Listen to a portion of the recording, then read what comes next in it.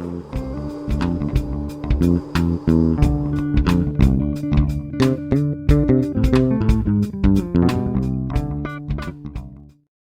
met a guy on a train once though who said he had played two Stradivariuses in his life. And he was a music tutor that was heading to Chichester University to teach music. Though. Was it? Yeah. And I didn't meet him. And he knew this was after uni, so this was in like 2018. I met this guy on a train. Yeah. I mean, he had two with him. No.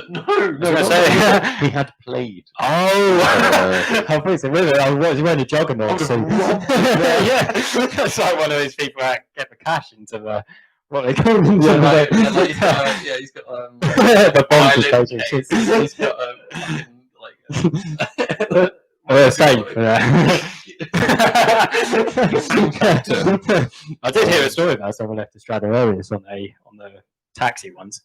Like, how would you do that? Is it Nigel Kennedy? I don't know. I think he does play a Stradivarius. Yeah, he does. Ezel Pullman plays a Stradivarius. But Ezel Pullman, he's a violinist or Schindler's List. Yeah. John Williams actually wrote Schindler's List for Ezel Pullman. Exactly. He is that emotional. But he was saying that he was telling the story. There's a really cool YouTube video, and he basically says that I think it's his friend had a Stradivarius, and Ezel Pullman played it, and he says in the first 3 seconds, or something but when he played it straight away, he realised he wanted that violin. Like it sounded so amazing. Yeah. And he basically said to his friends that if you ever sell this, let me know first. And then what happened is Ezel Pullman and his wife, they bought a house. She's a musician as well, isn't she? Is she a cellist? I don't know, man. Isn't she? That'd be cool if she was. I'd get some really cool duets. I can't remember if it was Isaac Perlman, because it was Isaac Perlman and then two other people were part of a very famous music trio back in the 60s or 70s, I think. I don't know, man. And maybe I think the 70s. And they played one of the how would one call this? They played the one of the definitive recordings of Schubert's The Trout, which is one of my personal favourite pieces of music. But obviously, because of the fact that it can be played by a pianist, a cello, and a violin. And it's funny as well because the baritone sections of the cello, the bass sections of the cello, the bass sections of the violin, you think like, oh, that's the violins. It's already switched over to the cellos. Yeah. Beautiful, like mental gymnastics, like Fuller, and it's incredible. Sure. Anyway, yeah. It's Zach Perlman though. Yeah. So and his wife. Yeah. So they had to basically just got a mortgage for the violin. Sorry, no. I thought that one. Sorry. Zach Perlman saw somebody. Well, he was talking to the guy with the violin, and he said, "If you ever end up selling this, let me know." Yeah. So basically, what happened is him and his wife, they bought a house, and literally after they bought a house, his friend was selling a violin, but they couldn't afford it because they just bought this house, so they had to get out another mortgage. And second mortgage, just to buy the violin, just to get a violin. Wow. Yeah, which would be, millions, but it's an investment, obviously. Naturally, yeah. That's never going to lose its value, though, isn't it? There was a billionaire that bought a Stradivarius, which this is maybe controversial, but it's like, I think there's only a limited amount of Stradivariuses, and I feel like someone who should play it, who can play it very well. Do you know what I mean? It's like this guy can buy it because he can afford it, which is cool. Capitalism. Do what you want, but it's like it seems alright. I'm so glad you brought this up because I feel very strongly about this, and I feel the same. I think pretty much the same way as you do, because there is something in the there must be. In all honesty, I really don't know, but I know that in terms of because I was watching a really good documentary once on Stradivarius and build order, and the fact that the mystique of it as a musical instrument is the fact that the build order for it, how they are created, was all lost. We do not know how to do the woodworking in a certain way that it then replicates what a Stradivarius is. The guy was saying, okay, right, these are the Stradivarius, this is the largest collection of Stradivariuses that we have that are in a private collection, and they're in their special X-Men looking glass cases, which are round and like that. Yeah. And all of them are that they use. Some of them still have like animal intestine strings on them. Like, is it cow? I don't know. Or something like that? Something I need to look into more. Actually, there's something to do with the name of the string. it's probably a secret, isn't it? It's called big like, source. I think they're called like heartstrings or something, but they're not actually heartstrings. It's the actual name of the string that's made or something like that that is placed onto the strap. That is placed onto the violin. The string's a separate thing. It's like, do you know what I mean? Like that wouldn't be made with a Stradivarius, I don't think. No. I mean, but when they're placed onto it, they have a certain name. Sorry, I was just ripping there on what this is. But anyway, yeah. So this guy though, who was an absolute world authority on Stradivarius, was saying that apparently they need to be played. There's something to do with the with how the instrument, in terms of its age, and what happens to it in terms of the warping and the degrading. Yeah. Is that it requires somebody has to. So they hire people, specially classically trained violin players, and they get them out in order to play these instruments. So they'll get them out and they have to sit in a private room and play something on them. It's like an engine, because if an engine isn't fired up and it's not getting greased and oiled, is it? It's seizing up. So it's like they have to get somebody into play to use all these old ass locomotives you see sitting in museums. They have to be worked, otherwise they rust. And I saw a video of them starting an old Panzer engine up, and it's like it hadn't been started in years. There's one of a Spitfire as well, and it hasn't been started. I think it's like 18 years. We haven't got this Spitfire engine going, and it's like it takes like quite a while. They have to turn it over a few times, and then like suddenly, the engine, and then suddenly those pistons just like a, and the flame comes out like that. And you're like, and it's kind of, there's a bit of a moment. You're like, you know what I mean?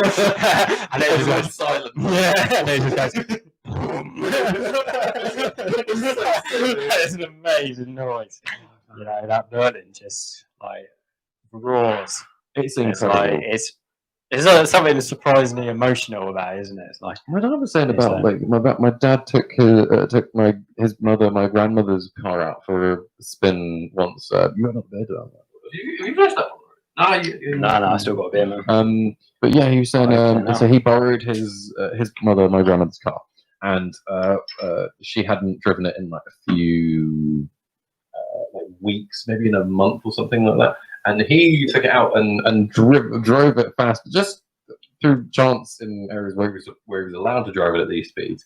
Drove it up to the absolute limits of the speed limit and rang its neck out. And he was like, "Oh, that's a bit sluggish," and delivered back to it. And she got in it the following week and was like, "John, it's handling better than it's ever handled before." Yeah, because apparently there's something to do with how you cycle the engine through, that it gets all of the certain lubricants and that. Yeah, it gets everything that's not meant to be in it. Makes sense. Yeah, it makes sense. It clears the oil. Yeah. It's like blowing your nose. How bad does your nose feel after you've blown it? Yeah. That few seconds after you've blown it and you've got a cold. I can breathe through my nasal passages again. Like, wow. Yeah. But going back to Stradivarius's though, like the it's the fact that some oligarchs or people collect them and then do not allow them to come into public sight, I think is a travesty. I think that's really bad. There was a Fabergé, right? Fabergé air collection and whatnot. So Fabergé is a during the late era of the Tsarina of Russia, there was a very famous, beautiful, ornate, embossed egg maker who used to use a special form of metal work and all sorts. I can't remember what it's called. There's a special name for what he used to use, which is now lost. You can't do it on anything, and it was like a ripple effect that he used to do to the actual metal itself in his factory. And he had hundreds of people, right, and loads of. He taught the secret to like 5 people, and then those people would go and do that particular part of the egg, and then would give it on to other people. And the eggs were made out of very rare material like gold and tons of platinum and silver. And it was during the times of post-Prussian War and all of that. And we're talking like pre-Gabriel Princip and like Tsar Nicholas II being capped here. And he used to make eggs that were themed for royal weddings, or he even made one. So when the princess had a baby, he made one which had the egg opened up, and it was ornate, beautiful egg, and it opened up and it had this little carriage on the inside, and inside the carriage was an even smaller carriage. Yeah, and they had working wheels which were made of pure gold, and then he had like hand painted the inside, like the interior of the carriage, and then had like forged it on so like the rest of the actual carriage itself, so that it could be moved. And it was like, you look at it and you go, wow, the hours, and it was huge factories the size of almost a rope making factory. That's how big those are. Like something that size just to produce these beautiful tiny legs. That were, like some of them were like the size of my fist, and when he died, the methodology for making that was lost, and this Russian oligarch, all the eggs there used to be a record of all of them, and some of them are still lost to this day. It's like 3 or 4 of them which are either lost, or they know who the collectors are, but the collectors refuse to say they own them. But they know the people that know Fabergé know that these people have these eggs, and there's no way that they don't have them. So this one Russian oligarch bought all the eggs that he could get, like billionaire, I'm talking, like one of the richest men in the whole of Russia, maybe in the world, bought something like 90% of all the eggs that they made, and kept them into a collection, put them into one big collection, and then opened up for free for the general public, just so that everybody could go in and and that was just such an inspiring tale to me, because I was like, if more people did that for rare, beautiful things like Stradivarius, or things like the Gibson California collection, like the Gibson Les Paul, the classic one, one of the ones that Jimmy Page has and Slash plays it on Sweet Child of Mine, and a bit like if somebody, I wouldn't feel the worst, but as long as they allow people, somebody to come in once a year minimum and bring the fucking things next, just to make sure they're heard correctly on the speaker. I think it's time.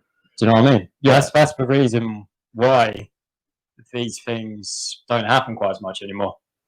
Like you have, because people are in a rush to do stuff, and that's why like Alan Watts' philosophy, and he talks about Chinese embroidery, how like they used to, like they make these embroidery like little purses, I think it was, and the way they would make it was so you could see the pattern on the front, and then you could see the same pattern on the back. But what people do now, they create shortcuts. And they kind of, instead of doing it on the back the same as the front, they kind of do it so it's like, bits here and there to create a shortcut. Just to get it done, to sell, to make sales, obviously. Because money's more valuable than what the item is now. You heard of Steiff bears? No. Oh, what's that? Steiff bears. Is that German?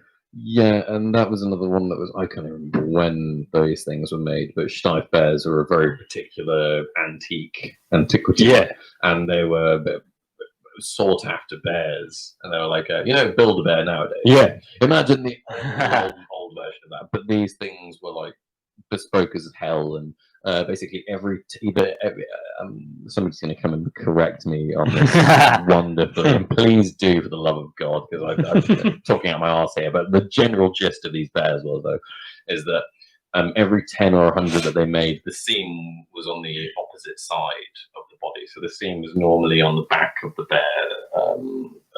It was normally on the front, I think, of the bear, so that when the child hugged it, it wouldn't feel the seam. Okay. And then every 100 or 10 bears or something like that, the seam would be on the back. Right. And loads of them were lost and destroyed over the years, or what have you. But they all have little embossed Steiff bits on either the feet or the ears or something like that, or in the fur, just sewn in, so you know exactly which one it is. And if you find one, they're worth like a minimum 10 grand. Really? Yeah, they're insane things, because they just fell to pieces, but they were so loved. They were just like this absolute loved bear. Yeah, like, bears are a huge thing. Like, if you do not think little toy bears are a thing, you have no fucking clue what you're talking about. Like, Jesus Christ! All my siblings have got a bear. Can you put a price on children's toy markets? You know, like it's permanently fluctuating thing, and the bespoke market for that is even more insane. Imagine what a parent with a multi-billion-dollar fortune is willing to pay for their newborn. You will have a Steiff bear, sort of thing. That's like Turbo Man, isn't it? Oh yeah, keeping them away because they all want a Turbo Man, and they're like, "I'm gonna get Jimmy a Turbo Man." Give me that Turbo Man. Excuse my actually shit on the impression. But yeah, like every it's so strange though that human beings have that link, and then again, if you have yourself a Steiff bear, it needs to be taken, and as much as you may love it or hate it, you need to clean it. Yeah, you need to take it to a special person who knows exactly how to clean it. And if they don't clean it, then it falls to pieces. It's dilapidated, and then you've lost not only your money but any enjoyment that your son or daughter will have in that particular thing as well. Which is the same thing for Stradivarius, and the same thing for fucking. A little bit more different from Fabergé because they're not meant to be played with. Yeah. But at the same time, they're also meant to be kept in a certain sealed cabinet under certain conditions because you can't allow oxygen, can't allow oxidization or anything like that, Right? So I love this. This is one of my favorite conversations to have. Sure. It's about the limited edition versus quantity versus quality production kind of thing, is less more kind of thing. I love the careful balance that the equilibriums we find within production. I think is such a beautiful thing, and it's one of the cool things about humanity is that we have these yardsticks all over the place in everything that we do, and that is fucking brilliant. Like albums, vinyl albums, when you have oh god, when Chess Records made the first press, they also did a mock demo press which had the Chess Records symbol outside the box, and they printed 100 of these, sort of things, and then people are aware of this and go crazy for it, and they're like, "Have you got a limited edition or pre-CBS bases?" Because the wood is different, so it's a load lighter. And then when you get to the 70s, they start using swamp wood and things like that, which make it loads more heavier. What's your if you could own any musical instrument, what would you own? Oh god. Yeah, I mean, I guess that depends if it's financial value, isn't it? Yeah, I think so. If somebody said right, you've got absolute carte blanche on something, and you don't sell it, you're not allowed to sell it the moment you own it. Yeah. So I would say it's Stradivarius. Because I think violin's the main instrument that I can actually pick up music and play. Because I know a guitarist as well. I can't read music on a guitar. I mean, I can read some chords. I can do a bit of tab. The first song I learned on tab was "Snow Hey Hey," Snow. Red Hot Chili Peppers. Because one of my friends bought a Stadium Arcadium tab book when I was younger. But I would take a Stradivarius. Yeah, guitars.